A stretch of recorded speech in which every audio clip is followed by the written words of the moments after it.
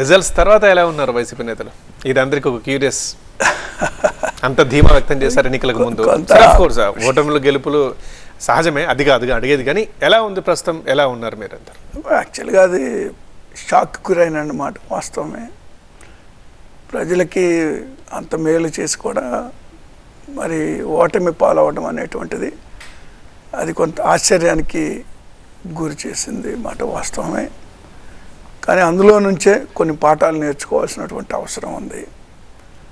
ఓటమికి కారణాలు వెలికి తీయాల్సిన అవసరం ఉంది. దానికి అనుగుణంగా రాబోయే రోజుల్లో పనిచేసి మళ్ళీ 29 ఎన్నికల్లో విజయం సాధించేటువంటి దిశగా చేయాల్సిన అవసరం ఉంది.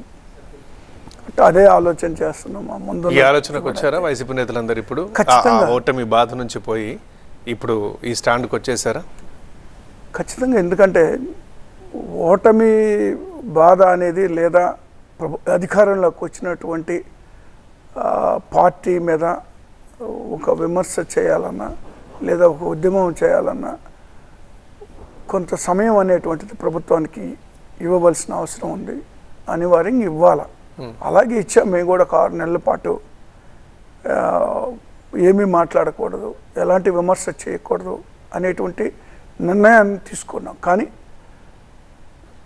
వాళ్ళు అధికారంలోకి వచ్చిన తర్వాత వెరీ నెక్స్ట్ డేనే విధ్వంసాలకు పాల్పడుతున్నటువంటి పరిస్థితి. అదే మాట్లాడదాం అనుకుంటున్నాం. నిజానికి జనాలందరూ కూడా ఎవరైనా సరే ఎక్కడైనా సరే కొత్త ప్రభుత్వం ఏర్పడిన తర్వాత కాస్త ప్రశాంతంగా ఉంటుంది రాష్ట్రం, కొద్ది రోజులు కొన్ని నెలలని, 6 నెలలైనా పక్కా కోరుకుంటారు అని. బట్ ఆంధ్రప్రదేశ్లో పరిస్థితి ఎందుకు ఇలా మారింది?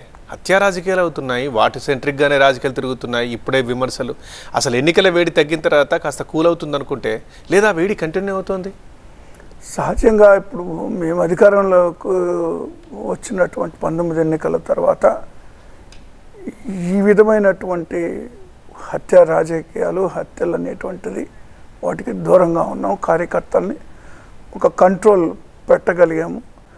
ఎక్కడో ఒకటి అరా సంఘటనలు జరిగినాయి తప్పితే ఈ విధంగా కేవలం 40-45 రోజుల్లోనే 36 హత్యలు జరిగినాయి అంటే అర్థం చేసుకోవచ్చు రాష్ట్రం ఏ విధంగా ఉందో, ఏ విధమైనటువంటి పద్ధతిలో మరి వెళ్తున్నారనేటువంటిది మనం అర్థం చేసుకోవచ్చు.